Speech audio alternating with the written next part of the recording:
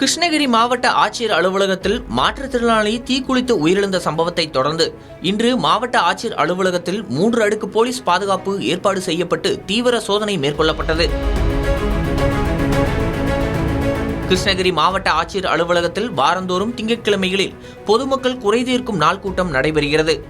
இதில் பொதுமக்கள் தங்களது கோரிக்கைகளை மனுக்களாக வழங்கி வருகின்றனர். கடந்த வாரம் சூளகிரி அருகே மாதரசனம்பள்ளி கிராமத்தைச் சேர்ந்த மாற்றுத்திறனாளி வெங்கடேசன் நிலப்பிரச்சினை தொடர்பாக மனு அளிக்க வந்திருந்தார். மனு அளித்த பின்னர் திடீரென பெட்ரோல் ஊற்றி தீக்குளித்த அவர் பலத்த காயங்களுடன் மருத்துவமனையில் அனுமதிக்கப்பட்டார்.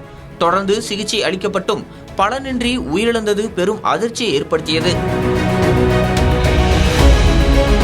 இந்த சம்பவத்தின் எதிரொலியாக இன்று டிஎஸ்பி மனோகரன் தலைமையில் மாவட்ட ஆட்சியர் அலுவலகம் முழுவதும் 3 அடுக்கு போலீஸ் பாதுகாப்பு போடப்பட்டு கண்காணிப்பு தீவிரப்படுத்தப்பட்டுள்ளது.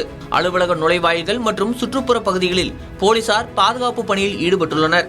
மனு அளிக்க வரும் பொதுமக்கள் கொண்டு வரும் உடைமைகள், மனுக்கள், தண்ணீர் கேன்கள் உள்ளிட்ட அனைத்தையும் தீவிரமாக சோதனையிட்ட பிறகே அனுமதிக்கப்படுகின்றனர்.